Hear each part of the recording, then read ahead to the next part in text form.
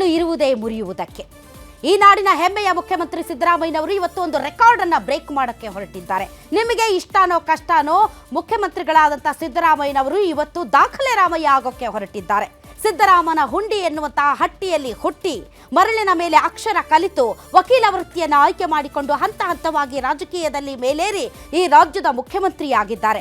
ಅಷ್ಟೇ ಅಲ್ಲ, ಹಿಂದುಳಿದ ವರ್ಗಗಳ ಹರಿಕಾರ ದೇವರಾಜ್ ಅರಸ್ ಅವರ ರೆಕಾರ್ಡ್ ಬ್ರೇಕ್ ಅನ್ನ ಮಾಡಿ ಈ ನಾಡಿನ ಹೆಮ್ಮೆಯ ಮುಖ್ಯಮಂತ್ರಿಯಾಗಿದ್ದಂತಹ ಸಿದ್ದರಾಮಯ್ಯನವರು ಅತಿ ಹೆಚ್ಚು ಕಾಲ ಕನ್ನಡ ನಾಡನ್ನ ಆಳಿದಂತಹ ಮುಖ್ಯಮಂತ್ರಿ ಅನ್ನುವಂತಹ ದಾಖಲೆಗೆ ಪಾತ್ರರಾಗೋದಕ್ಕೆ ಹೋಗ್ತಾ ಇದ್ದಾರೆ.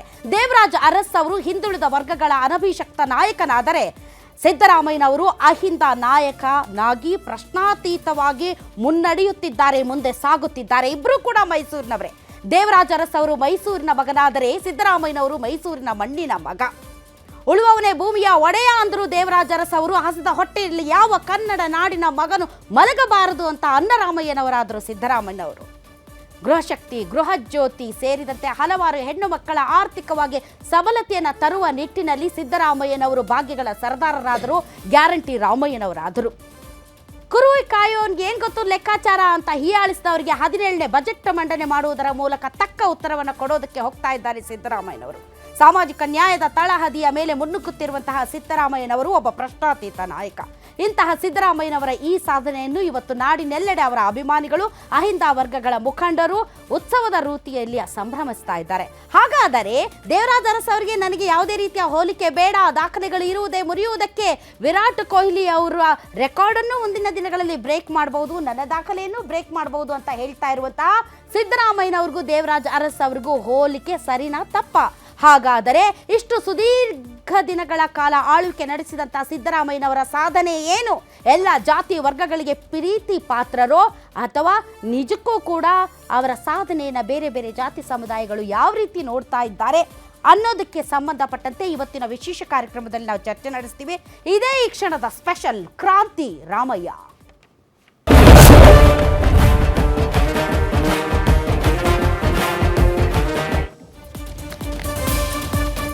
ರಾಜ್ಯ ರಾಜಕೀಯದಲ್ಲಿ ಇತಿಹಾಸ ಬರೆದ ಸಿಎಂ ಸಿದ್ದರಾಮಯ್ಯ. ರಾಜಕೀಯ ಚರಿತ್ರೆಯಲ್ಲಿ ಹೊಸ ಮೈಲಿಗಲ್ಲು ನೆಟ್ಟ ಸಿದ್ದರಾಮಯ್ಯ. ದಿವಂಗತ ದೇವರಾಜ್ ಅರಸ್ ಅವರ ರೆಕಾರ್ಡ್ ಬ್ರೇಕ್ ಮಾಡಿದ ಸಿದ್ದರಾಮಯ್ಯ. ಸಿಎಂ ಆಗಿ ಒಟ್ಟು 7 ವರ್ಷ 239 ದಿನ ಪೂರೈಸಿದ ಸಿದ್ದರಾಮಯ್ಯ. ದಾಖಲೆ ರಾಮಯ್ಯಗೆ ರಾಜ್ಯದೆಲ್ಲೆಡೆ ಅಭಿಮಾನಿಗಳ ಶುಭಾಶಯ. ಎಲ್ಲೆಡೆ ಬಾಡೂಟ, ನಾಟಿ ಕೋಳಿ, ಕುರಿ ಬಾಡಿನ ಘಮ ಘಮ.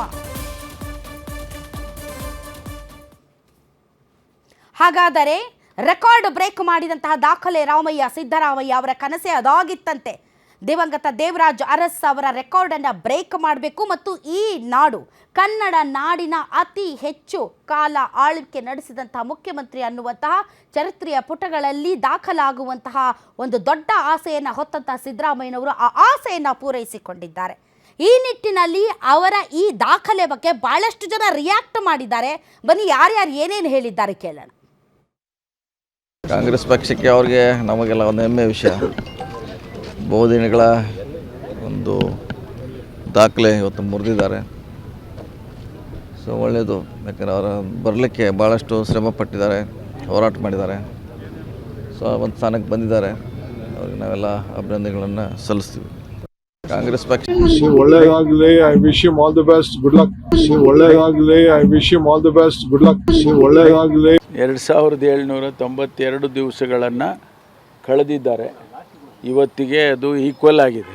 ಮೊದಲನೇದಾಗಿ ನಾನು ಅವರಿಗೆ ಅಭಿನಂದನೆಯನ್ನು ಸಲ್ಲಿಸ್ತೇನೆ. ಅದೇ ಪ್ರಕಾರ ನಮ್ಮ ಕಾಂಗ್ರೆಸ್ ಪಕ್ಷದ ವರಿಷ್ಠರು ಶ್ರೀಮತಿ ಸೋನಿಯಾ ಗಾಂಧಿಯವರು, ಶ್ರೀ ರಾಹುಲ್ ಗಾಂಧಿಯವರು ಮತ್ತು ನಮ್ಮ ಮಲ್ಲಿಕಾರ್ಜುನ್ ಖರ್ಗೆ ಅವರು ಮತ್ತು ನಮ್ಮ ವೇಣುಗೋಪಾಲ್ ಅವರು, ಸುರ್ಜಿವಾಲಾ ಅವರು, ಇವರೆಲ್ಲರೂ ಕೂಡ ಅವರಿಗೆ ಈ ರೆಕಾರ್ಡ್ ಮಾಡೋದಕ್ಕೆ ಅವಕಾಶ ಮಾಡಿಕೊಟ್ರಲ್ಲ, ಕಾಂಗ್ರೆಸ್ ಪಕ್ಷ ಅವಕಾಶ ಮಾಡಿಕೊಟ್ಟಿದ್ದು. ಅದೀಗ ಇವತ್ತು ಅದನ್ನು ಸನ್ಮಾನ ಮಾಡಿದ್ದಾರೆ. ಇವತ್ತು ದಿವಸ ದೇವರಾಜ್ ಅರಸ್ ಅವರು ಒಬ್ಬ ಹಿಂದುಳಿದ ನಾಯಕರು, ಶ್ರೇಷ್ಠ ನಾಯಕರು. ದೇವರಾಜ್ ಅರಸ್ ಅವರು ಈ ನಾಡಿಗೆ ಸೇವೆಯನ್ನು ಮಾಡಿದಂಥವರು, ನಮ್ಮೆಲ್ಲರ ಹೆಮ್ಮೆಯ ನಾಯಕರು. ಹೊತ್ತು ಅದೇ ರೀತಿ ಸಿದ್ದರಾಮಯ್ಯನವರು ಇವತ್ತು ಅವ್ರಿಗೆ ಸರಿಸಮಾನವಾಗಿ ಇವತ್ತು ದಿವಸ ಅದಕ್ಕೆ ನಾಳೆ ಅದನ್ನು ಅವರು ಕೂಡ